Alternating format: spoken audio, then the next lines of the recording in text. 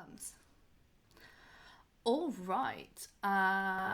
Think I've pressed all the right buttons. So, hey, Alex, I've lost your webcam, so we just have an icon of you right now. But I think you are nevertheless here. How's your Wednesday?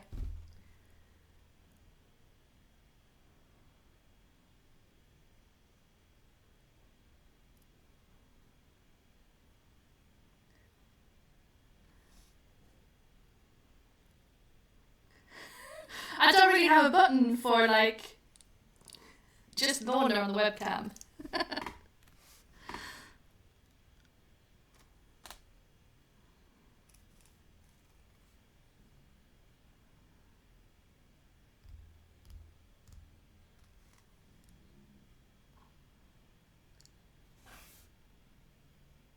Okay. We've definitely got some sound issues. We can't hear Alex at all. Okay. Let me think about how we should fix this. I'm streaming from OBS. Everything looks good in my... Oh, but I see. I'm on the mic and the desktop audio. Okay. So if I do without that, I sound better just by myself. That makes sense.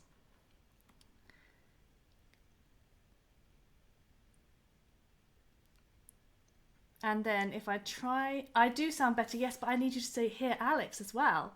So how about this combination? Do you still hear me? Alex, I still don't have your webcam. I had you a second ago.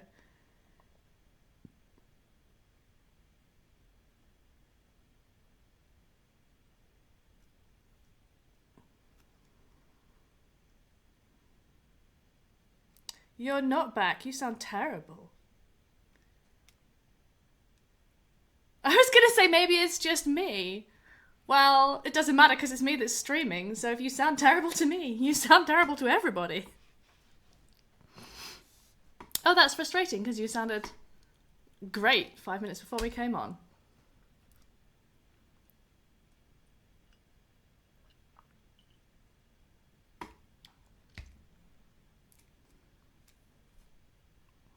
Oh, I think that is clearer. You want to... I mean, you're still frozen. Your video is frozen, but I hear you now, so hopefully we are transmitting you as well.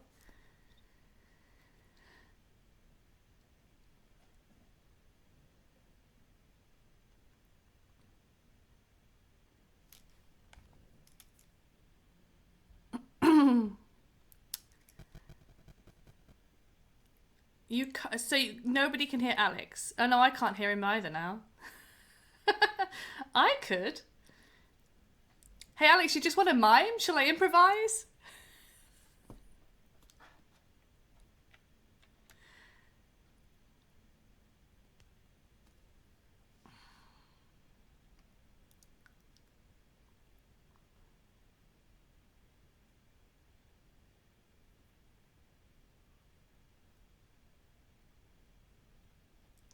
Nope, I don't know what we did there. Okay, hi Alex, I hear you, but I'm really unclear if everybody else can hear you as well. You see, your screen share seems to just wipe out your webcam ability.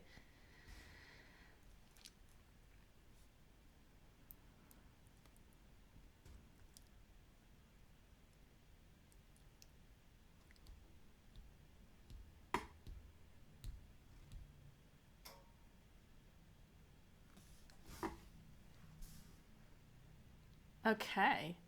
So, yeah, no one can hear Alex. It's fine. I'm just going to talk to people in the chat, to be honest, while you figure this out, or prompt me what I'm doing wrong. Because I hear you, but I am not relaying you. Does that make sense? So we've got a bunch of people on.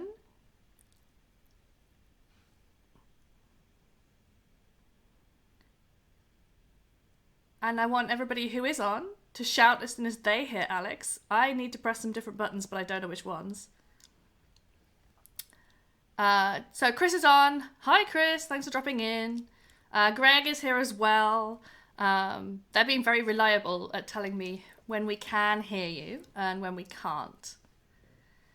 Who else is here? Oh, Chris is here. Hello, hello.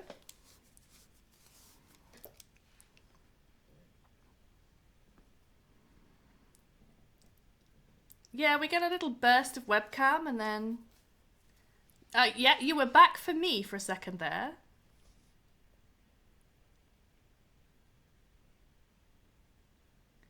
I don't see your audio on my desktop audio either. So I'm like talking back to Alex, but that's not really helping.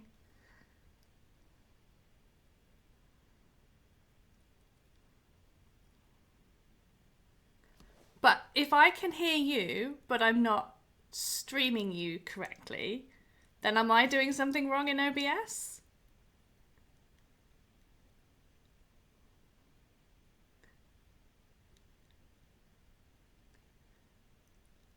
But you seem... Oh, right, okay. Well, we don't have a single camera setup, so you'll all have to just look at a little bit of blank Hangout screen share. Here's Mike. He's not come to offer me any advice. He's just come to heckle, I think. I mean, what else would you want to do with your Wednesday? Chris says his desktop audio muted. No, Chris, what I did was I unmuted desktop audio to try and fix the echo problem. So I've muted my mic, which is normally where my noise comes from, and desktop audio is normally where Alex's noise comes from, and it isn't. So I'm not convinced that all of the problems are on his side. Like, some of this might be my fault, but I'm not sure which is the wrong button. Greg is suggesting that I repeat everything Alex says. Oh yeah, and then it'll seem like I totally know what's going on. I don't think anybody's fooled. So I don't think they're mislabeled. Chris is a good suggestion, but I can if I unmute the mic or the desktop audio, then I can see both of them have visual monitor sound, and they're both me. So I can switch them over, and they're both me. Mac or Windows? No. This is the Linux machine. OBS works really well on Linux. I drove last week, so if you... Not last week, the week before. Whenever we last did this, I also drove the stream. So I think it's possible. But I'm not exactly sure what I did wrong this time to cause me to lose my setups. Well, and I feel like, yeah, we're streaming, we're learning stuff, we're doing things together, but I'm learning so much about my machine, about streaming, about how OBS works, about how to wire things together. Like, it's genuinely, it's interesting. There's a bunch of stuff going on. So, Alex is back in Hangouts. You can guess. You need to speak some more. I see you and hear you.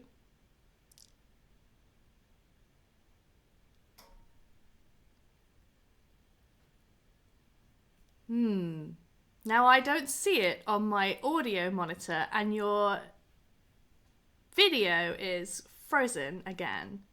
The suggestions so far are that either I should repeat everything that you say, or that you should shout very, very loudly.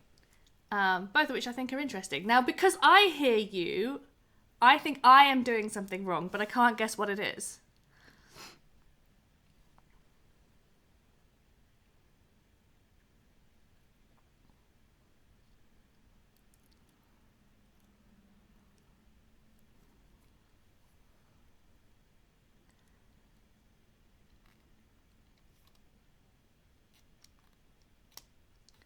Yes, but you aren't visible in my desktop audio.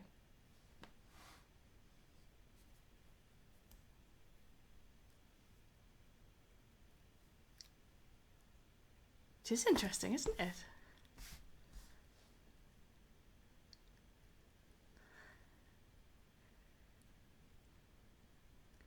Like, we did this yesterday for a test stream and it was fine. Then we were on Hangouts before this, and that was also fine. And then we came to share something cool with the world. And then here we are. So in addition to suggestions that are coming in, do we have it works on my machine? Yeah, Mike, it works on my machine, and this is my machine. We don't just rock up on a Wednesday and be like, oh, what should we do today? It's really not how it works. So I'm getting some directions on to what to click on. So you're going to watch me try and click on something you're not seeing.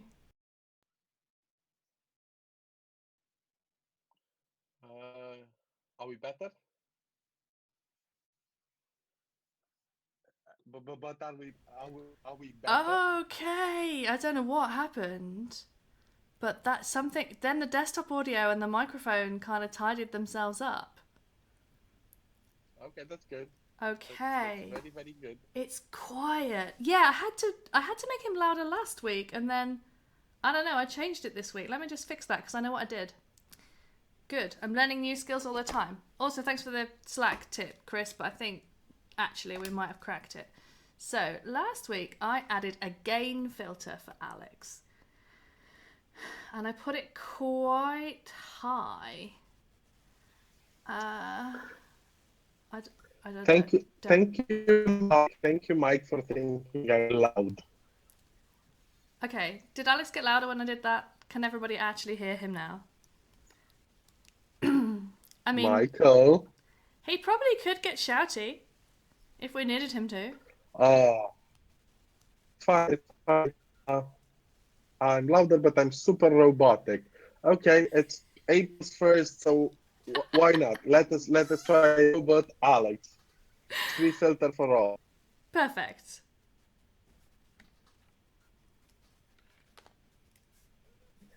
I sound like I'm lagging, and you come through perfectly on this end. Let me send you less of me. Less of you. I will say your video is still frozen, but your we can actually hear you, which I think is going to be pretty important because I was hoping that today you were going to show me something. That's okay. I can talk you through it.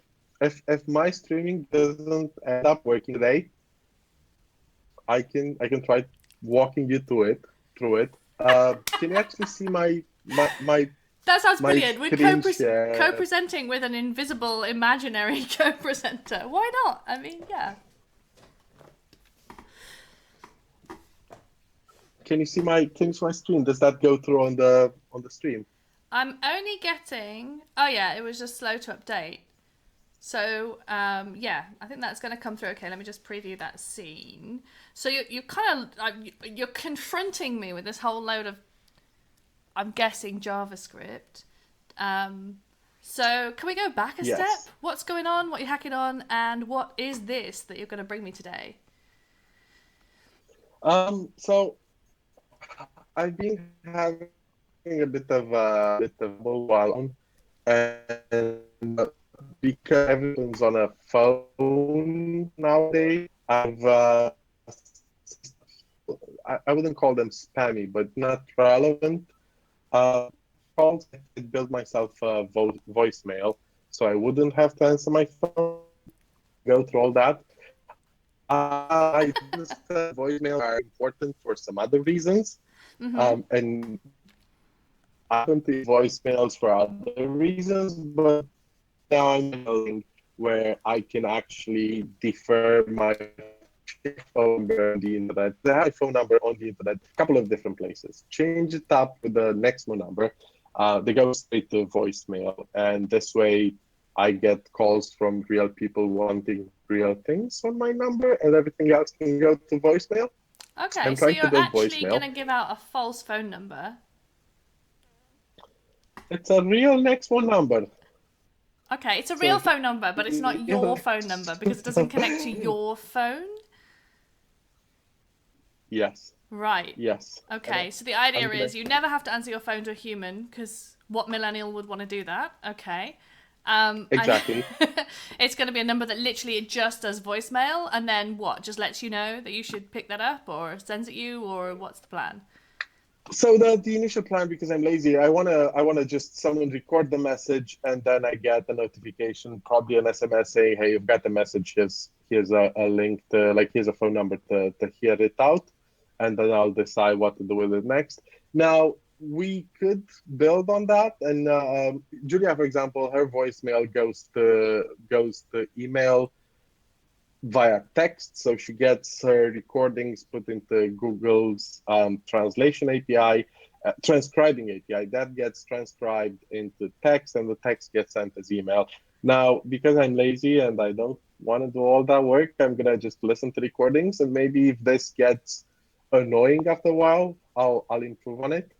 I'm gonna try something new today because I've been looking at Netlify for a while now, and I've played around with it for some projects. I wanted to build some more with their functions offering. So Netlify has this. If you don't know what Netlify is, Netlify is the place where you put your Jamstack. So you give it JavaScript API and markup, and they make it into a static website for you. And that's the main use case, and that's what most people use it for, hosting your static website. Mm-hmm. But they have a bunch of things on top of that because, well, sometimes you want to do more than just static websites, or some of the things you're building need to run in a server environment or stuff like that. They have serverless as well. So they have something called functions somewhere in there. Yeah. Serverless functions, and you can build serverless functions on top of your static website. Now, I'm not going to serve a static website to begin with because I don't need it, but I'm going to use the Netlify functions to host my NCCO and all that. First off, let's go to Nextmo and look at how I'm going to build voicemail. Okay. Hey, this is pretty exciting. So I love the idea of using a new serverless platform. Now, I've done a little bit with Netlify because you told me to. But actually, I love serverless. And I didn't understand. It's just a wrapper on top of Lambda. And I've done Lambda functions before. And echo.features. She's on my desk, so I can't say her name or she'll start talking back into the call. Features for she who shall not be named skills. So I have used Lambda, but actually Netlify really, I felt like it made it really simple. It's got a command line tool, and serverless is perfect for answering phone calls. And the recordings come in by webhook as well, don't they? Yeah. So instead of having to build a server that has all those different endpoints in it, I'm gonna build small little functions that handle everything. What I liked about and what I got excited about Netlify's function, because it's a Lambda wrapper, they can offer more than just JavaScript. So they have a Go offering. I thought that'd be interesting. Oh, we should do that a different day for sure. Yeah, I don't like my Go coding skills are not at that level where I feel confident building serverless with them. I'm at that level where I could install a package and use it. Function's a function. You understand how the webhooks work. I just don't think the code's the hard part. But then I write in a bunch of languages at the slightest provocation. So, especially when we're streaming to like esteemed members of the public, we should probably stick to what we know, which for us I think is probably JavaScript. Yeah. I think nowadays I'm falling back to JavaScript more and more, and that's because when I look at it, I've been using everything but JavaScript in the past couple of months. So doing JavaScript again is good for me. I'm on the Vonage Nextmo developer platform, whatever you want to call it. We went through the fact that the rebranding happened in the middle of. I have to tell you a funny story about that. So, the person who looks after our dashboard, which is Brennan, because the dashboard and the Nextmo developer rebranded in the middle of our stream 2 weeks ago. Brennan specifically pinged me today to say, hey, just let you know what's going on in the dashboard and we're not putting anything live this afternoon. Okay, that's good. So yeah, That's good. we definitely made an impression last time we did this, and everything changed. So now we're all like sleek, black and white with touches of purple. This is the new Vonage brand, but it's a new skin on the same content, right? So I can come here and look for the voice API stuff that's always lived here. Yes, exactly, exactly. I don't think we did anything structurally different to the website, which is good. I can still find my way around it. And to be honest, I find this minimalist approach with a lot of white space easier on the eyes. Mm-hmm. So what I'm looking for here in the code snippets is the code snippets for people watching are little pieces of code you can literally put together like Legos to build a voice application. I'm looking for something that's going to help me with my voicemail. I don't see anything that screams voicemail at me, but I have record the call, which is good because that's what I'd want to do. I'd want to record the call and then do something with the recording. Right. What do I need to do? I need to create an application with the CLI. I have the CLI. So let us create an application. Uh,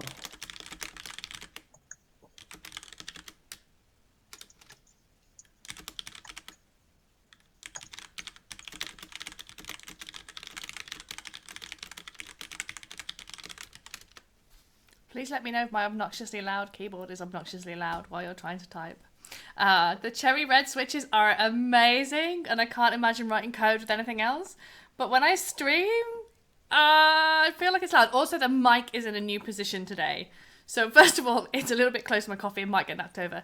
Second of all, it's a lot closer to the keyboard. So if it's loud, then let me know and we'll try something else next week. On the plus side, it is not hanging precariously from a hair bubble off my angle poise because my angle poise did not enjoy this.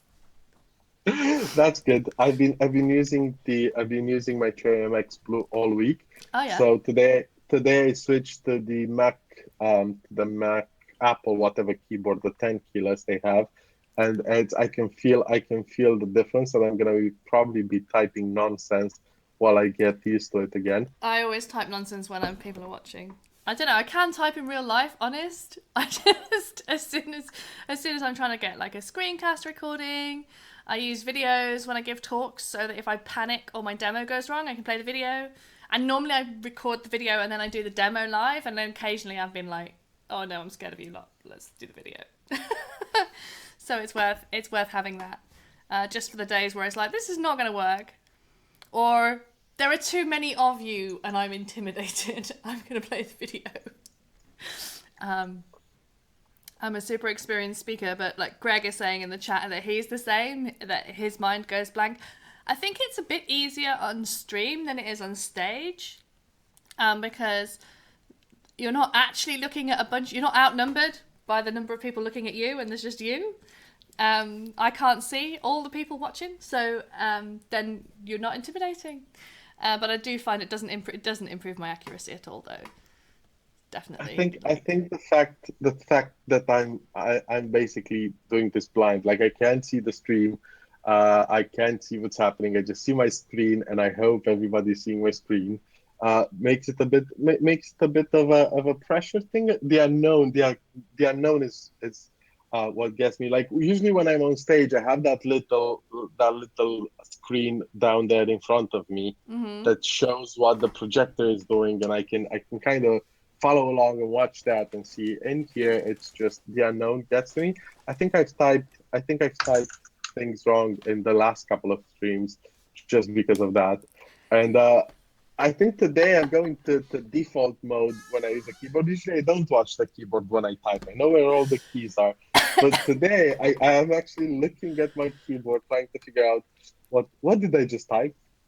It's good. So I created an application and now I need to install a bunch of dependencies.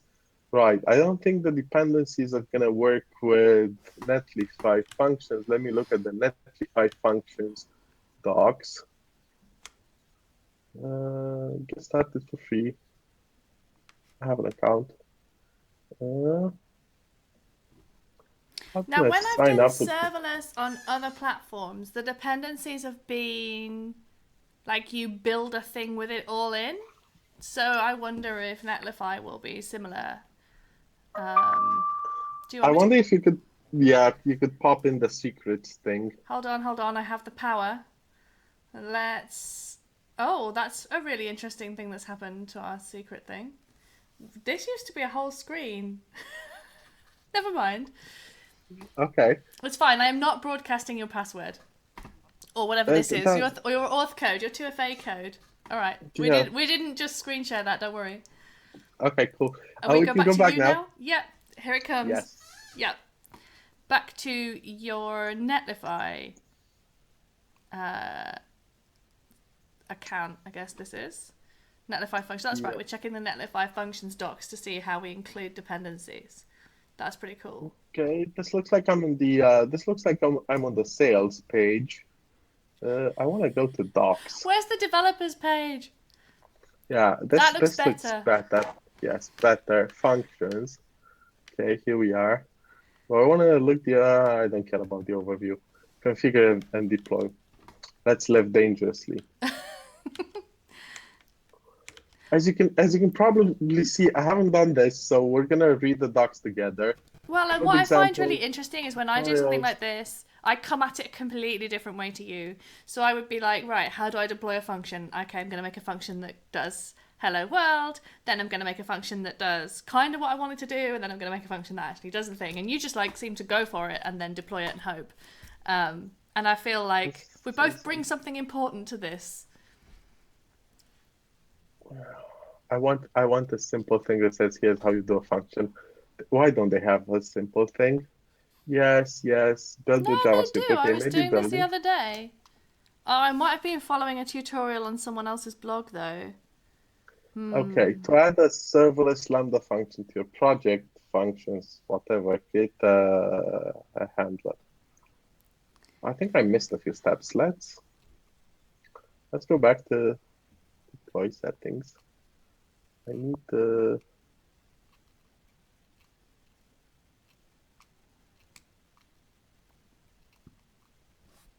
Okay, Netlify toml file. I guess I need a Netlify toml file. Let me just go create it.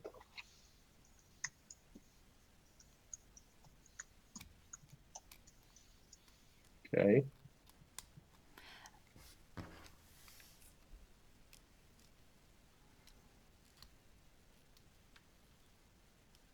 So what I'm looking at now, you're typing in the terminal that's in VS Code. Okay, this answers my next question. This was like hive mind.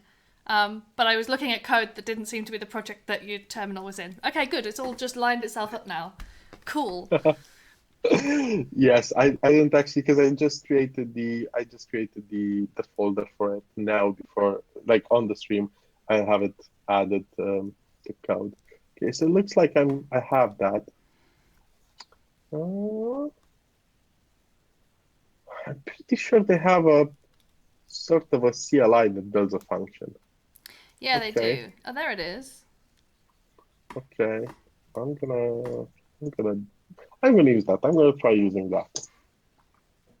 Okay, I'm installing the Netlify CLI. So from the npm install command, I'm guessing it's a JavaScript-based CLI. Yes. Which is pretty interesting. Like, I know you and I are both wild about CLIs, and I know we got some interested people in the chat as well. I think I will always be of the opinion that JavaScript's not a proper language for CLIs, but I have seen some really good ones, so maybe I'm wrong about that. I think they're using come on, Oakcliff. I'm pretty sure they're using Oakcliff. Oh, yeah, there's a bunch of Oakcliff dependencies right at the top. Yeah. They're using Oakcliff. Okay. Interesting. I can't wait to start playing with Oakcliff for our CLI. Yeah, I'm gonna have a go with a different JavaScript library called Caporal. How do I say that? It sounds like corporal, like punishment, but it's not. It's Caporal, which is another one of the CLI JavaScript tools, and I think it'd be really interesting. We know that we're going to try this out and also compare notes, so that's awesome. I think the Caporal thing, Caporal, whatever, is just a pun on corporate corporal, because there's supposed to be a trade-off to commander, which sounds like it's a military thing, military commander. So it's that. It's just caporal is that in a different language. So I think that's why it's called that. But I'm guessing here. Okay, so I should be able to do netlify login. Login.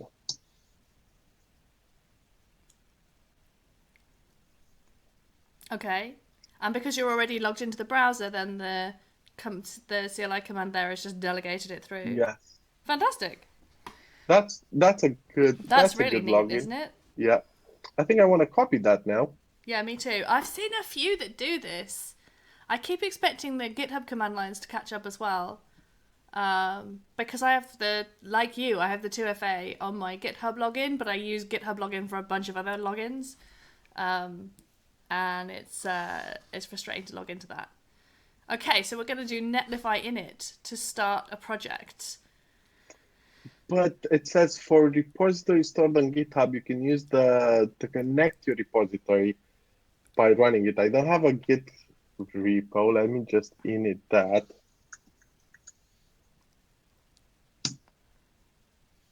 Okay, and now I can do netlify init.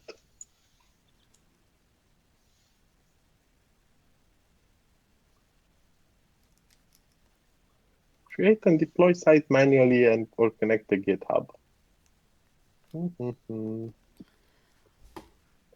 Okay, I'll create and deploy manually. Okay. Hoping to have, yes, my team, site name, we're gonna call it Nextmo voicemail netlify. Okay, so I get the URL. That's perfect. Okay. Okay. That's reassuring. So now you can start making some functions. Let me see if I find functions. Deploy, unbundle JavaScript function, deploy. Let's see if I have build in here. That.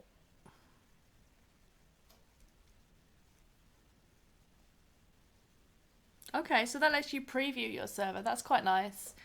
Because one of the most frustrating things about working with any sort of serverless platform or functions that you have to deploy is you can't just like leave your unit test running on a watch, whatever. You have to push it to the cloud. So if we can do a local version of the server, I think that'd be really neat. Okay, that's good. Yes, and now I have functions create. That's perfect. So I can create my function. Okay. So this Function is all create. they've got a CLI for this, and it's all just built in there. That's really cool. That's cool. Maybe I wasn't. No functions folder specified in. Do you want to create a functions folder? Is it as simple as a folder called functions? Let's try it.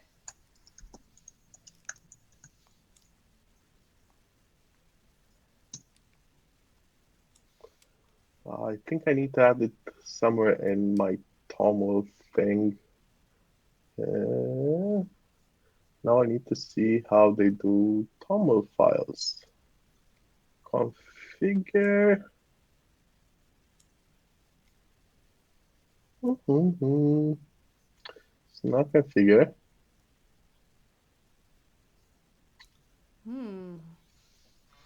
TOML. Let's search for TOML.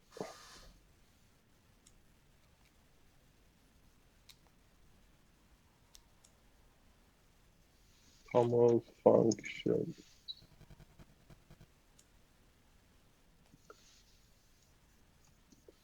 JavaScript. Okay.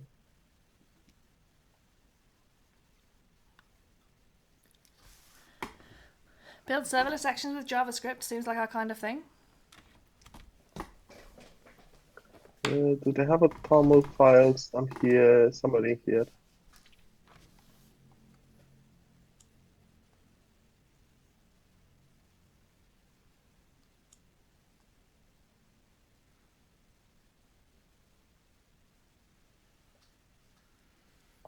So with the toml, I have seen that before, but not really often. It's just another of the configuration formats, isn't it?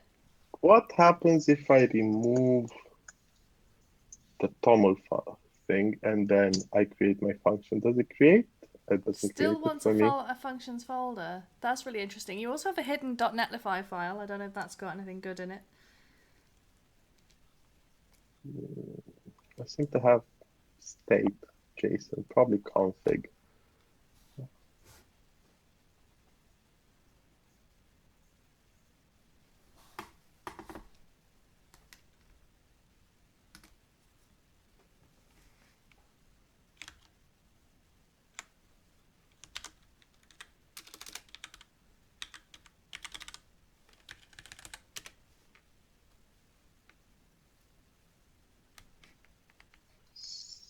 Seem to be, come on.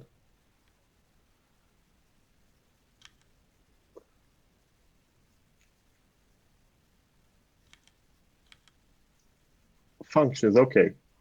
So in here, I have this thing I'm supposed to use in my toml file. Okay, so what we're doing is creating a function. So you're going to have this function. Are you going to... Let me start my question again because I feel like I didn't start that well. Are you going to have this function answer the phone and then and make it do the recording and everything? So is it going to serve the what to do when the phone call comes in part? So this should, yeah, this should be my answer URL. Okay, that makes sense. And are you going to use like an events URL as well? Yes, but and I need a recording URL. I need a bunch of URLs. So I need a bunch of functions, and I shouldn't have named it that.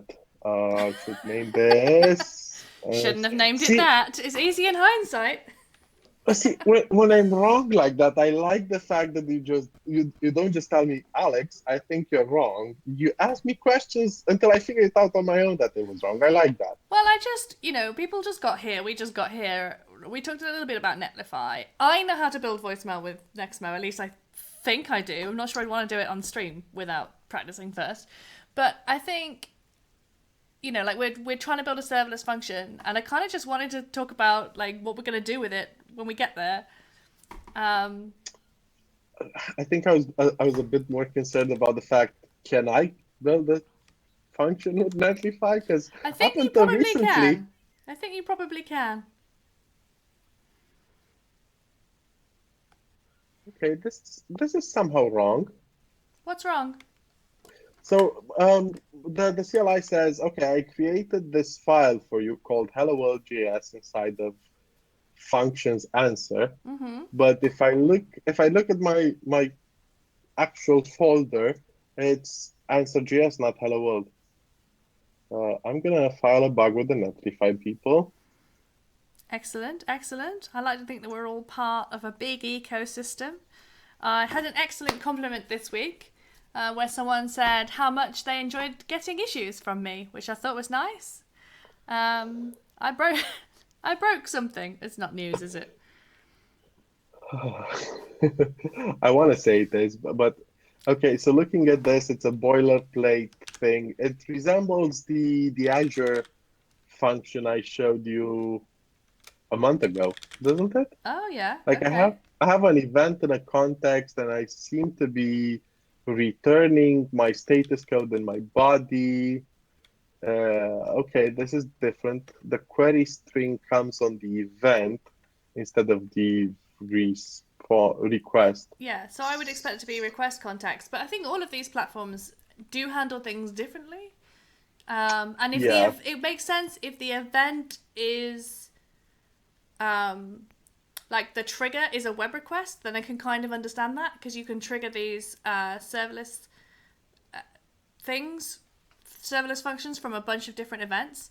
Lauren and I built on this stream, but it was the Lauren edition. On Lauren's session last week, she and I built the Fortune Cookies demo, which is also serverless, also JavaScript, but it uses IBM Cloud. which is OpenWhisk. And so again, it's a similar kind of setup, but the variables come in a different way, and that's all that is. Okay, I'm gonna test it out now. I feel like I should know if this works or not. So I've got the hello world message that's supposed to be coming up as JSON. Okay. So hopefully, how do I try out my new function? They had something that's not deployed. They had something Dev. dev.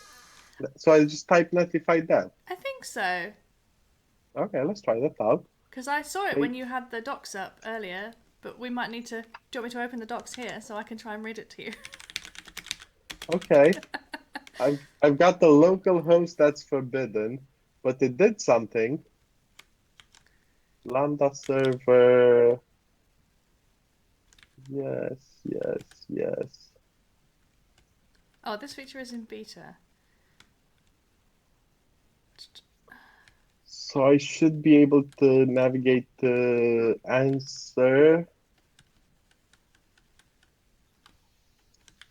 Answer?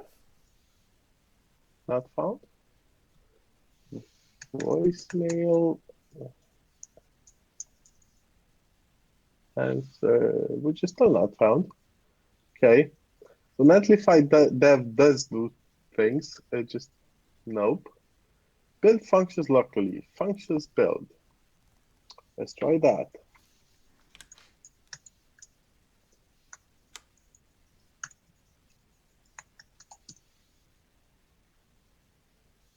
Oh, that's interesting. So you can specify a source folder. Let's do that. Or do you want to check, do you want to do functions build and see if it does like -- help or something and check what else we should be doing so we don't have to do 3 sets of... Oh, I didn't know I had to send that. Looks like it's really just source and then functions. And then we'll call it functions.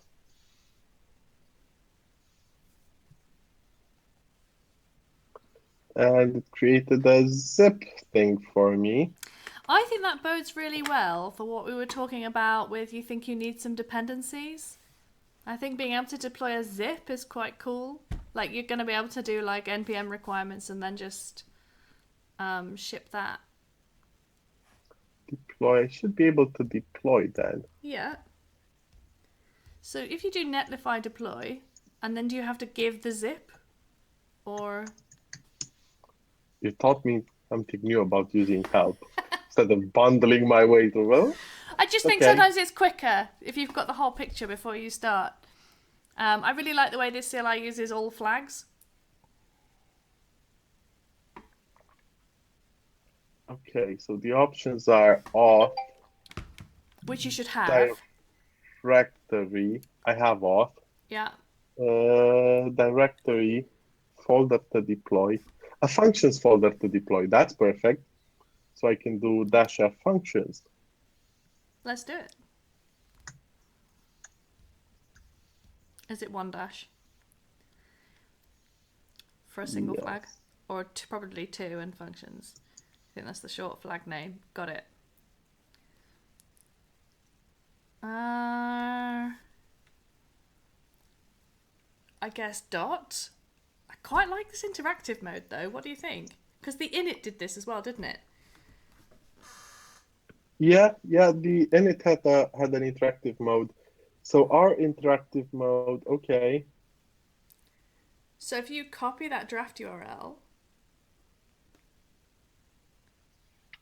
Okay, command click. I don't know what that's a copy of, but it's not the draft URL. Random things we found in Alex's copy paste buffer. Oh no, I know what that is. Okay. Okay, and now I could do answer. I'm not sure you can. I think you need to do like .netlify and then functions answer. Because that Let's- draft URL is specific to the individual deployment, right?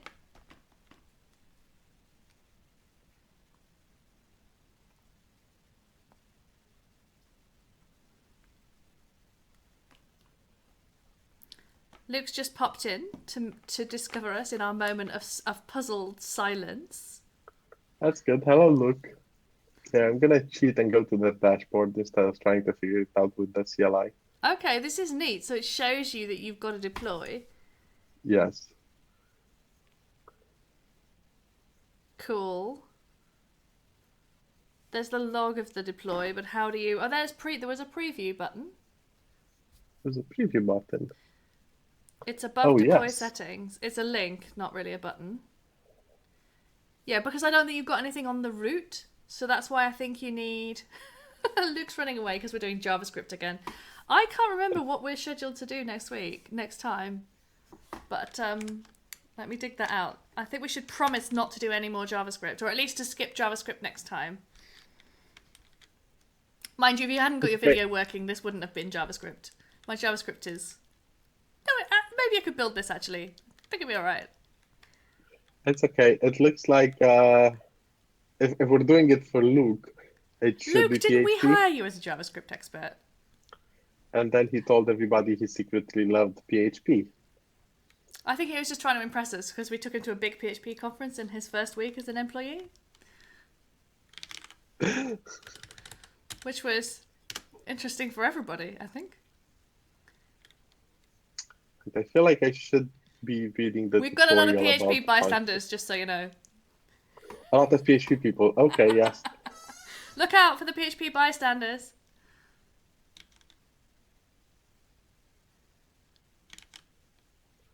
Troubleshooting tips. Okay, let's see what troubleshooting tips.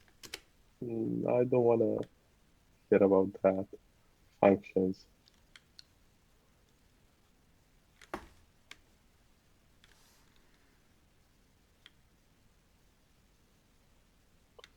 The path is relative to the root of the repository. Build command.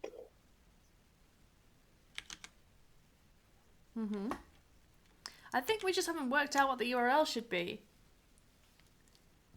That's what I'm trying to see if they have some sort of. So this looks like my serverless functions, foo.js, and a bunch of other things in there. Okay. And then Okay. deploy it. Yeah.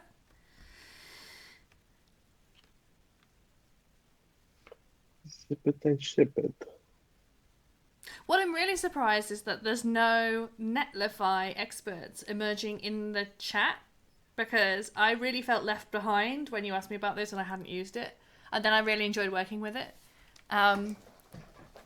But it turns out maybe I wasn't as left behind as I felt like I was, but I think that's so often the case with technology. Oh, haven't you heard of this? And it gets, you can easily feel like you're left behind when actually everybody's in the same boat. So we need to just... Okay, so deploy command deploys a unique draft URL. We have that. Yeah. And then you need to find your... So just humor me. Go to your draft URL. Yes. And append... Append .netlify Like with a slash first. It's a path. A path, and then a dot. It's a this. .netlify. Yes. Okay, and then functions, and then whatever you called your function. And I'm not really clear if yours has got like a namespace, or if it's just called answer, or if it's called voicemail answer. I'm not sure. There's your function. Okay, so we found it. Thank you. Excellent. I am delighted to show you the way. So what happens after I do what happens after I do deploy to production on this? I think it deploys, instead of having the prefix, it'll deploy to like an actual URL. Mine had a hilarious name, and I really like the trend for memorable names. Heroku does good ones as well. All right, Michael just showed up and he says the code is functioning. So that's the level of heckling I am always happy to accept. Which Michael? In this chat, bald bearded builder. Okay. Just I said some things to Michael this week, which I'm really sure I'm just about to regret. Well, it's my stream as well, and he wouldn't offend me, so I think we're okay. Okay, so it looks like it works in production now. Okay, Yay! we have our answer. Good job. But it doesn't seem to be. It's not valid JavaScript. It hasn't got the content JSON. type. It looks like it does. Yeah, it looks like it doesn't have the content type. Let's see what I'm getting back. Content type text plain. Text plain. Okay. Can you send some headers from your function? I should be able to. Oh yeah, cool.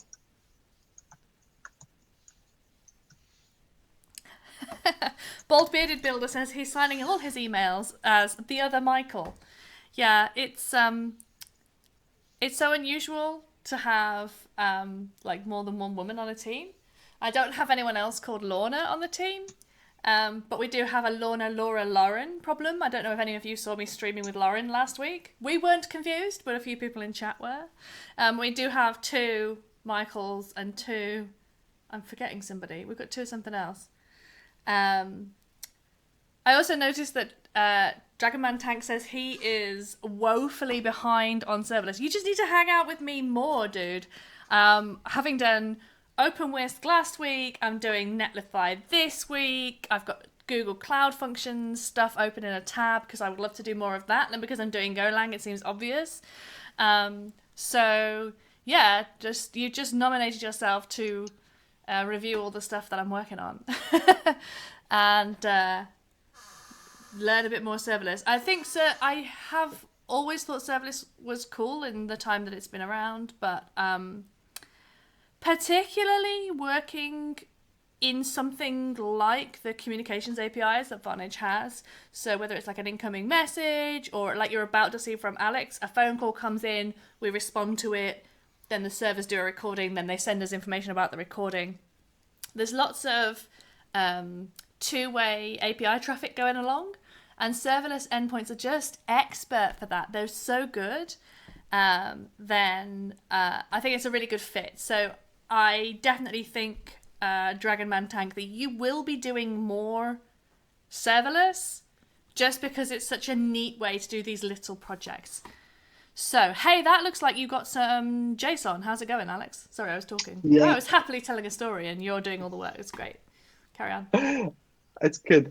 We have JSON, which is good. Yay! So we can go back to Nextmo developer and actually write the code. I need this NCCO bit from here, and I need to pass that NCCO bit back. Okay. So are you're gonna phone this webhook? You're not. You're gonna phone a number, and we're gonna webhook to find out what to do. This is gonna be the answer URL. Yes, because I want everybody calling my number being so directed are here. You gonna do like a talk action and then a record action? I see this one has a connect in it, but you don't need that, do you? Because it's incoming. Yeah, I don't need that. And I'll do a talk.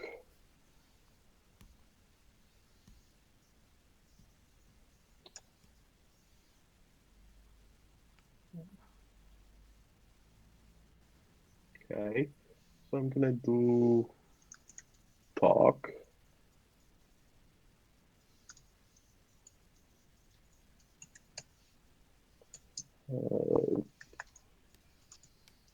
Dragonman Tank holding his servers close. Yeah, I don't think I'll ever move away from the servers. I mean, there's a middle ground with doing like little pet containers that you can deploy to different places and stuff. But yeah, I've heard good things about Bref. I think I came early to serverless and there wasn't a lot around. Serverless framework's amazing. And it's still amazing, but Breath wasn't really a thing. So I need to look back and play with that. But also now I write more languages, then it sort of makes sense to write serverless code in whatever's best supported by that platform. I love that Netlify supports Golang. Obviously, Google Cloud Functions does as well. Everything supports JavaScript. So I've kind of just met it where it's at. OpenWhisk supports PHP, it always has. And if you're looking for an example, there's the Fortune Cookie demo that I think we talked about last time we were on this stream, and then Lauren and I built last week. Now, she and I worked on the JavaScript version, but if you check the GitHub repo, and I could put the link in chat again for you if you want it. There's actually a deployable PHP version of that does the same thing. You send a text and it texts back. So there's definitely stuff around that you can play with. And that'd be good. Oh no, bald bearded builder saying, fortune cookies, bad news, mate. I pulled the data from the Ubuntu message of the day database, so they're slightly sarcastic fortune cookies rather than actually like you will be rich one day type fortune cookies. So yeah, can be a bit of a mixed bag that. In the meantime, Lorna, give me a voice name. So my current message says, thank you for calling Alex. He's currently social distancing from his phone calls. So please leave a message and he'll get back to you after the lockdown. I need a voice that's just sassy enough to make it understood I don't want phone calls. I think we should try Nicole. Now, we did a bunch with the voice names, didn't we, last time? And Yeah. I think Nicole has got just enough attitude to make this work. Okay, that's good.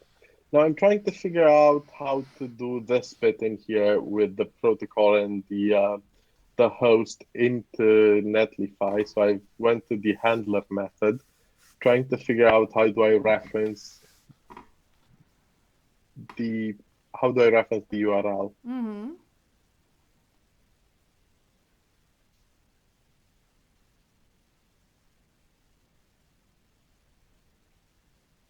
I mean, if this is just a demo and you're only going to deploy it to one place, you could hard code this, but it's definitely something to be careful with. Yes, I will hard code it because you make a good point and I'm lazy. Well, and I think this is a perfectly good time to be lazy, right? So this is going to be record. Okay. So you're going to make another function, but we're going to put it in the same place, and that's how we know how to name it. Yes, and I don't want them to be connected to me after this. Mm-hmm. Bonus comma. Okay. You got it. Now here's the tricky part. How do I get notified that someone called me and there's a recording? So, I think you're jumping a step, and I personally would hook the number up to this now and check that it works. And we get the spoken message. And then when the user records a message, do we need some more settings for recording, by the way, or does it just... That's a good point. There's a bunch of other settings for recording. Let me check. Yeah, because you can like... There's a barge in or something. Oh, that's for DTMF. And like how long it is and whether you can stop. End on key. That's what I'm trying to come up with. Found it. End on key. Oh, okay. So I'll end on key. And we'll just do hash, I think.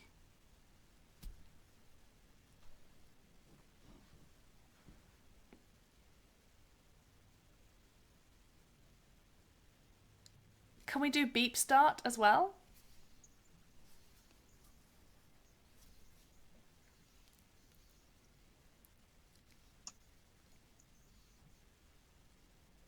I just see it at the bottom of the screen there in the docs.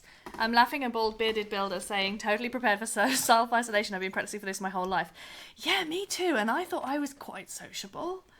But I've been in the house for a couple of weeks and this is fine. This is really fine. I downloaded Animal Crossing last night. I've done some open source stuff. Like I've baked some things. I work from home normally. So I'm trying to provide a lot of moral support to people for whom this is the strangest experience of their life. And I think if you have family members at home through the day who are not normally, that's a really, really big impact. But I'm in my husband's home, I guess, working from home, which he doesn't usually, but I don't know, he's working from a different room and I quite like him. So it's not really a big deal. I started baking things. Yeah, I what you made made? cookies. So I made cookies, healthy cookies, because I looked at the regular cookies recipe and it has a bunch of butter and sugar and all that, and I didn't want to have that in lockdown. Oh, So but I made healthy homemade cookies. calories don't count. If you've baked it, it doesn't matter.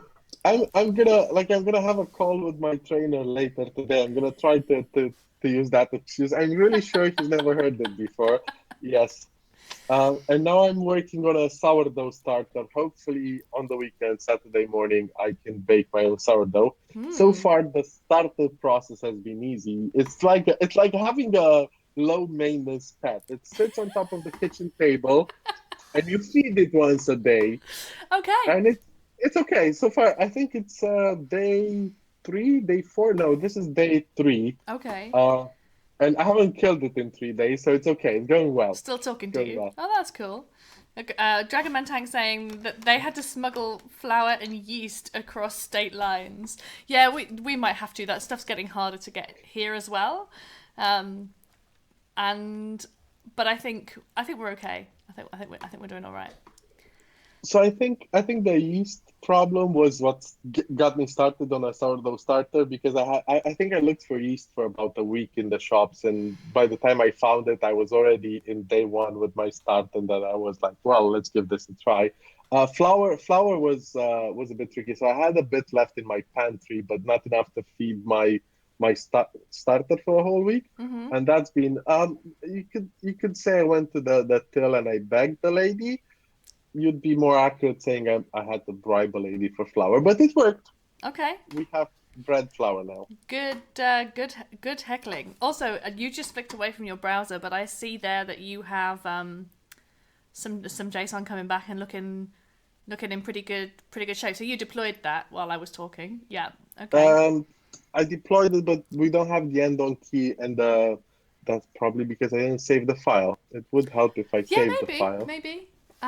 It I mean, I usually, can offer you some advice of many long years as a developer to help with this, if you'd like. yeah. Some of the old IDs I was working with before VS Code became popular had autosave. I haven't found the autosave setting for VS I Code. can't think of anything more annoying, except possibly closing quotes and closing brackets helpfully. Like, people, I'm typing, I've typed the quote faster than your auto matching, whatever this is supposed to be. Yeah, Vim user here. I just get it done, okay? Anyway, this looks better. We've got beep start. Are we ready to phone this? No, because we have an answer URL, but we haven't told our function to actually use it. So I'm gonna go to the dashboard. Actually, I showed you how to do it with the dashboard. Let's see if I can remember how to do it with the Nextmo CLI.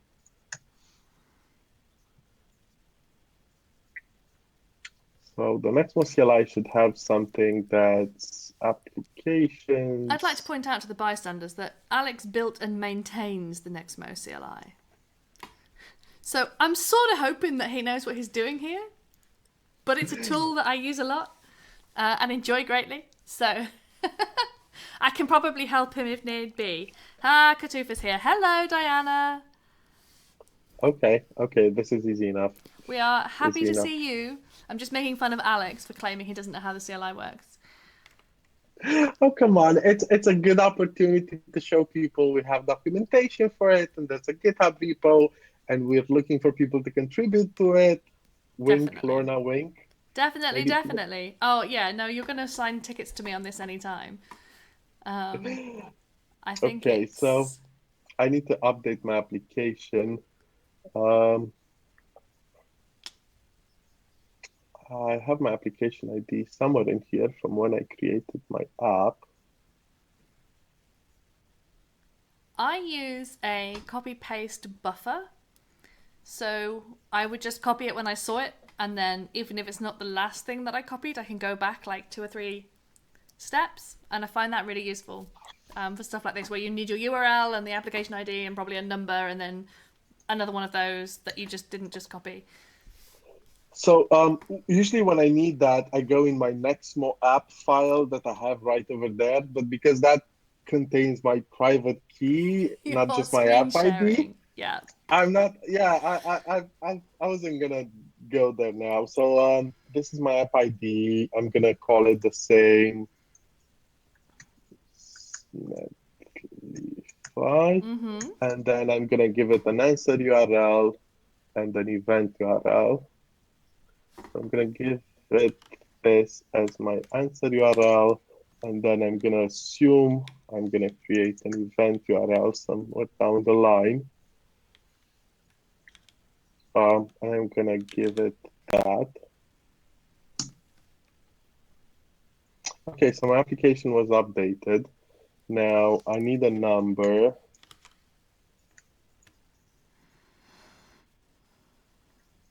I'm And I guessing can't UK number, because I have a UK phone, you have a UK phone.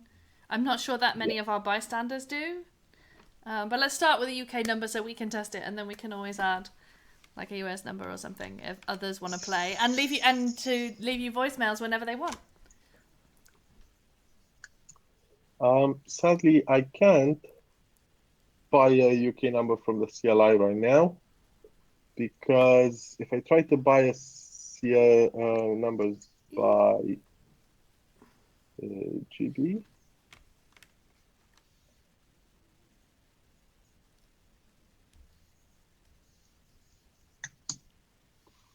I can't. That was hilarious. That's probably because I need to specify things like country, GB, Yeah, and I should list. country, but you don't need SMS, and I think you can buy a landline. No. I can't buy a landline because I have type voice. The type. See, that's why we have documentation for the CLI. Come on. Numbers by numbers. Numbers list. List. We must be close. Oh, country code. It's country code.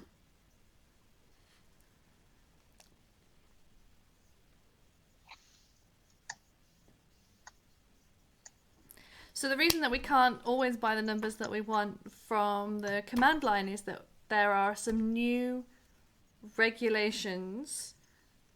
So we have to have more information about you before we can. It's probably a hyphen. No, it's not. Okay. No, it's not. It's just doesn't have a flag. Got it.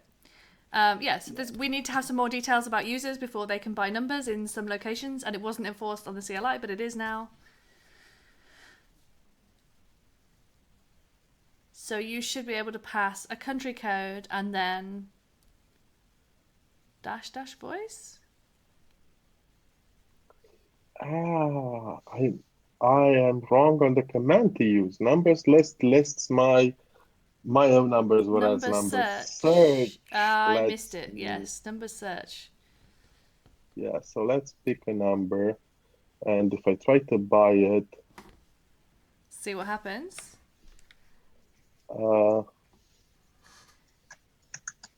Confirm it, yeah, because it's going to charge you. Yes. And then you can only request it. Yeah, this is a landline. This is a landline number, so I can't actually see. I can't buy landline numbers in the UK from the CLI. I need to go to the dashboard and provide my address, a valid local address. Okay. And that's because of regulations on how numbers work in the UK. So if I go to dashboard tab, is that just for landline, or can you not buy? So regulations in the UK say landlines have to have a valid address, but I can buy a mobile voice number, and that doesn't require. Well, I think you should do that, Doesn't because if I asked you for your phone number and you gave me a number that was like some sort of London landline, I would know that you were never going to answer that number. Yeah, so I'm gonna look for a mobile voice number, and I can buy any of those. Does any of them speak to me? Yes, this. Are you choosing very carefully? This actually resembles my. Actually, let me see if I can find something that resembles my. No, but I can find this. Something that resembles my actual number. Okay. Yes, I can buy this one. Okay.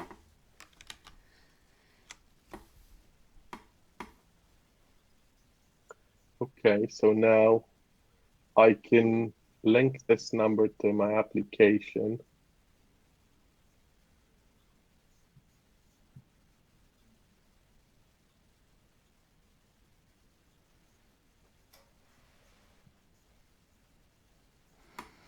And that's so that when we phone the number, Nexmo knows to look up the app ID that you created, and then Yes. it's that application that has the answer URL in it. So we're kind of starting to wire things up now.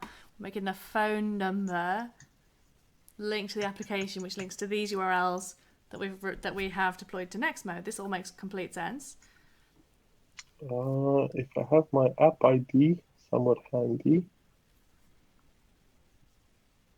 What are you using for multiple things in your clipboard, Lorna? I think I might need that in my Yeah, I life. think you need that on my platform. So I'm an Ubuntu user, and I'm using CopyQ.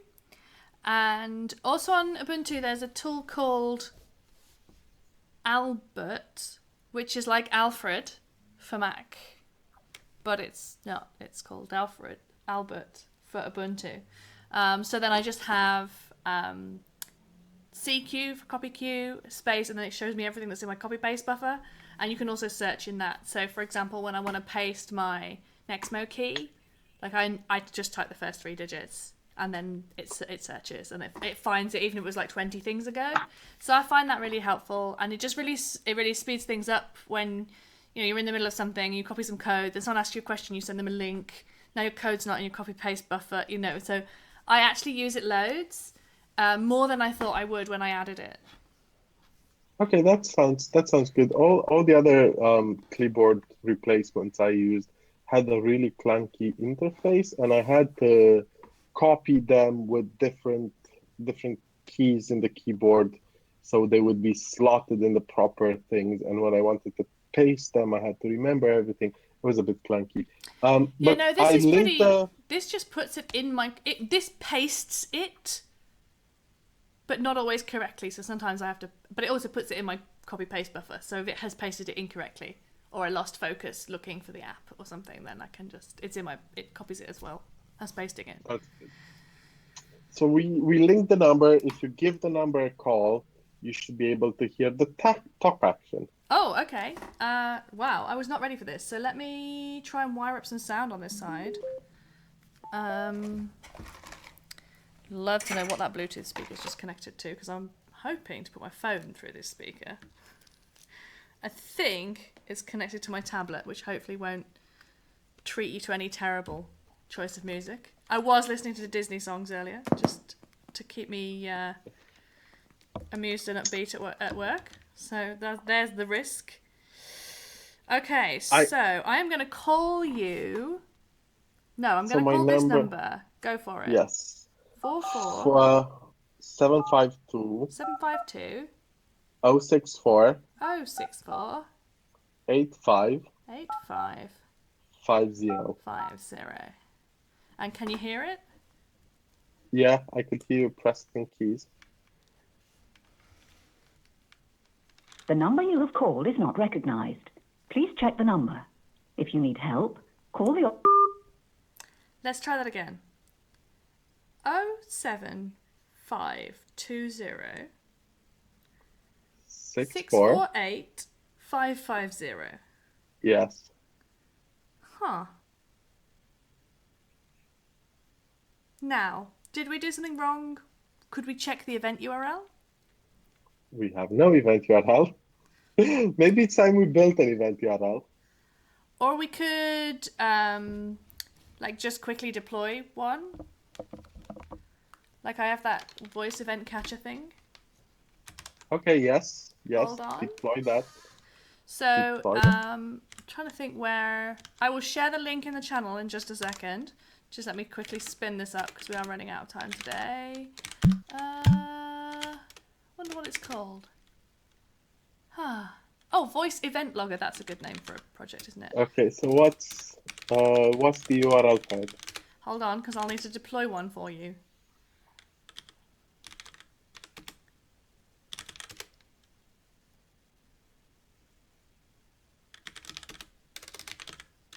I might have to read the README for this project. Oh, no, don't press that button, Lorna. It makes Alex's screen share go wrong. Okay. This is because I was just chopping a piece out of Hangouts. I can't always use my browser. Okay, voice. Event logger. Wonder where that is.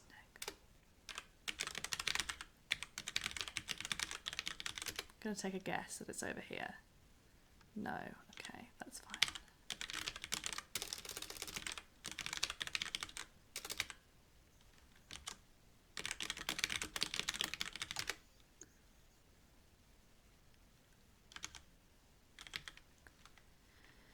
Okay, found it. Shh, don't tell anyone it's PHP. Okay. Oh yeah, look, I can just spin it up locally. And give you... No, in fact, let's not, because I think that would make it harder for you to see it. For some reason, my linking thing didn't work. Say that again?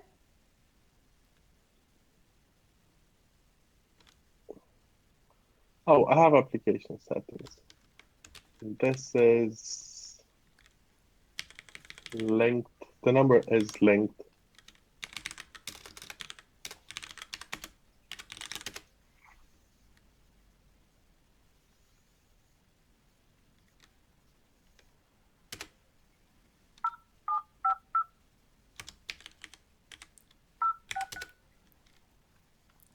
Of course I'm not logged into Heroku. I'm not sure why I'm not logged into Heroku.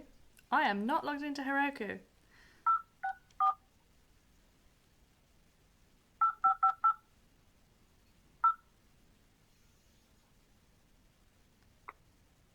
Also, I think my password, David.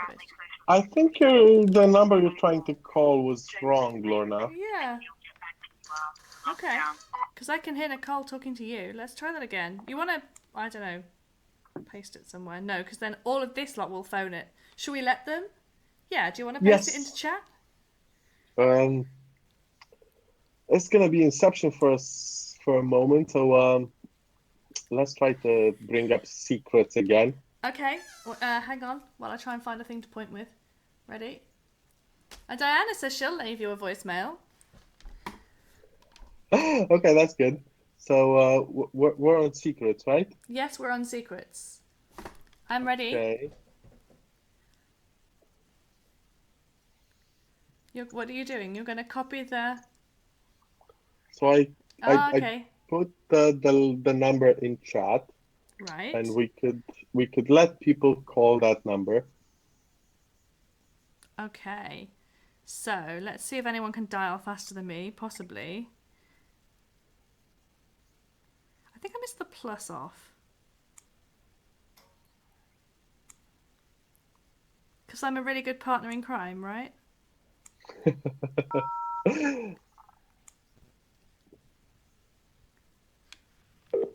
Thank you for calling Alex. He's currently social distancing on his phone calls. So please leave a message and he'll get back to you after the lockdown. Okay. Well done, Alex. Everything works now. Okay. Everything works. Except the part where my recordings actually go somewhere. So my recordings right now go out into nothingness. Okay, so let's fix that. I'm going to go back to your screen because we were still showing the secrets page. Okay. That's okay.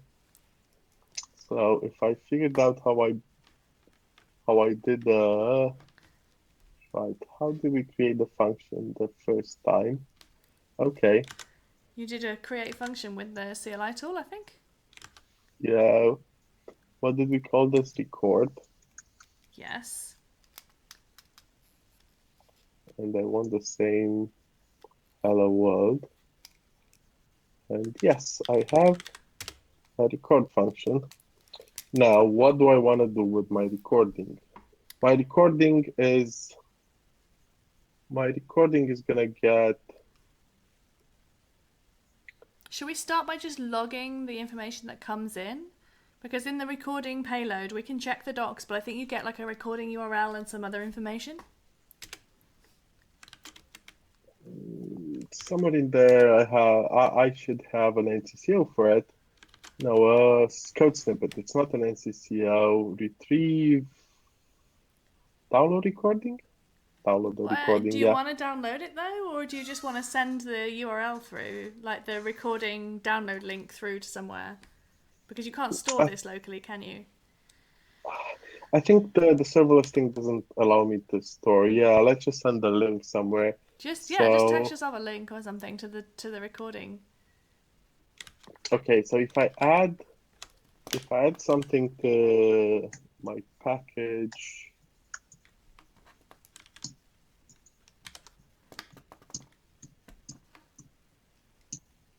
Okay, and I do np and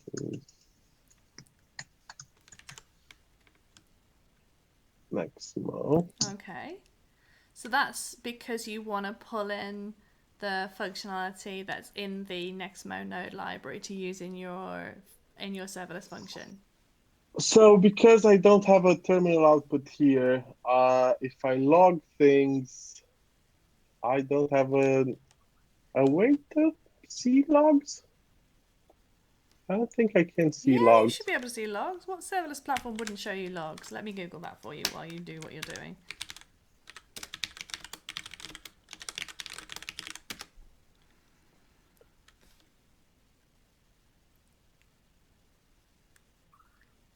Okay, I have functions log. Okay. So how do I log things in a function?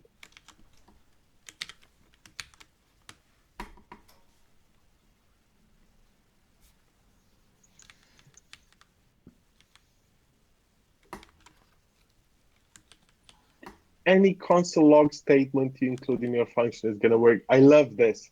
It took me a while to figure out why Azure wasn't logging properly every time, and that's because they use context log. I love the fact console log works. I just want to write to the console. Yeah, that's perfect. Okay, so So you I can just can log the do, information that you want from your function.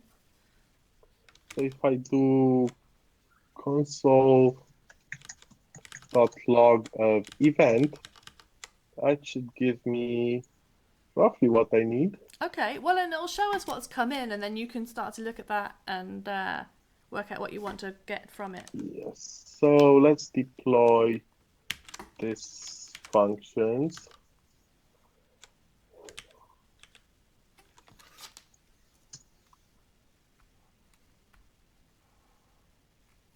Okay, I deployed. So now if I give myself a call. And leave yourself a message. Thank you for calling Alex. He's currently social distancing from his phone calls. So please leave a message and he'll get back to you after the lockdown. Hi, this is some Inception, leaving a message for yourself that you're not going to reply to until lockdown. Okay, good luck. Okay, and now how do we check your logs? So if I go to my functions, I should have record and I should see my functions log in here. Okay. Okay, Oh, so hey. this is what, yes, that's good. So I have a body, so event body is what I'm looking for, and event body recording URL is where my recording is gonna live. Okay, so event body URL. Now I should be able to do something with this, but it looks like we're 5 minutes off, and I'm gonna close it here for the day, and maybe not next week. In 2 weeks' time, we're actually gonna finish this. I love that the fact that we haven't finished in an hour and a half.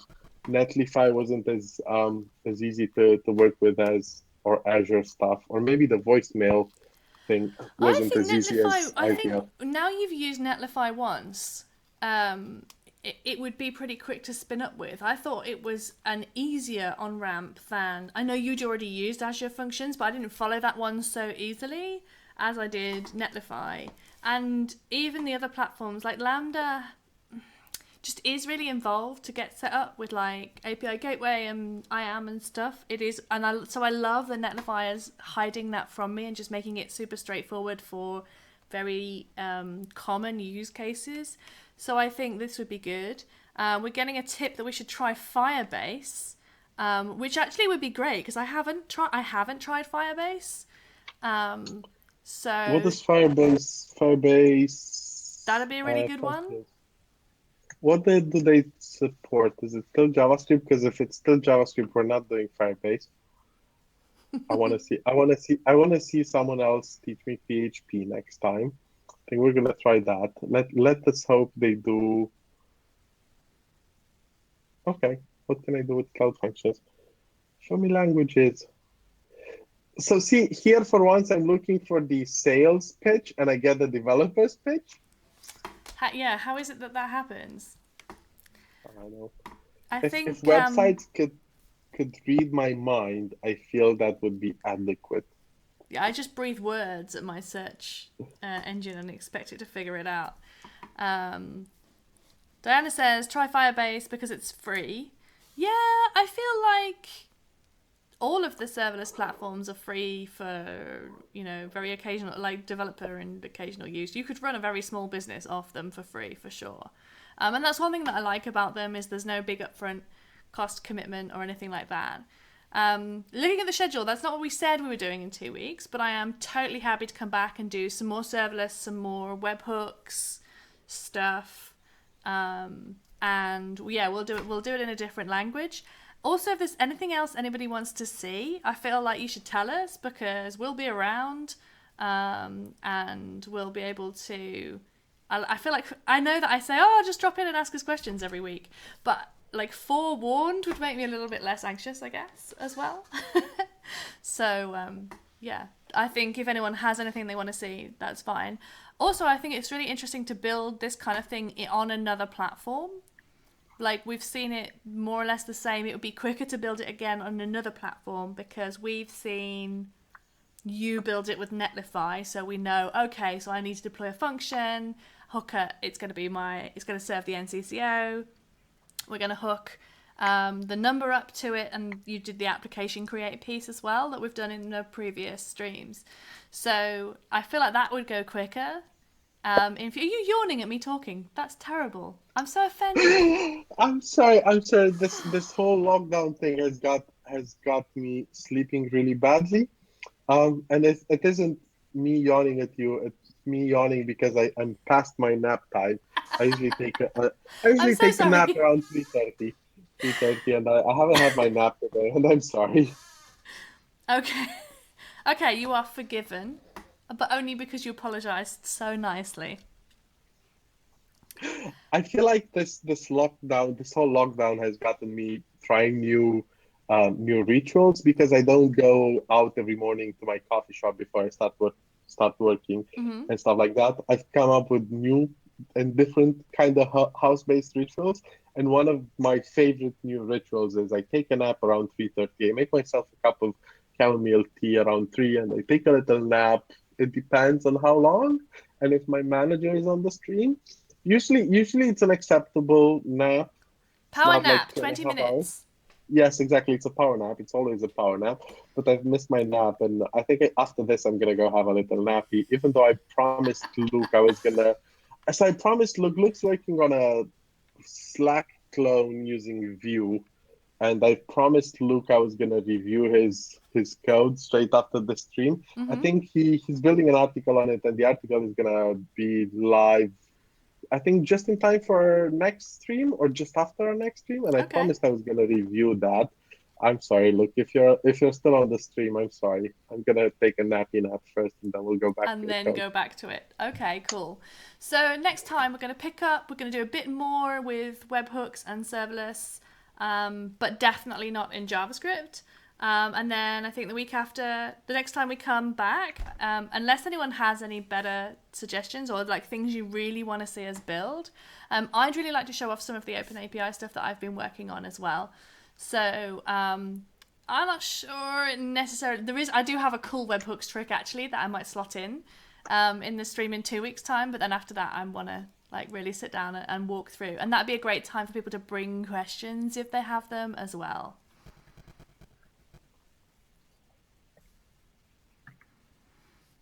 Yeah, no, I asked the chat for suggestions.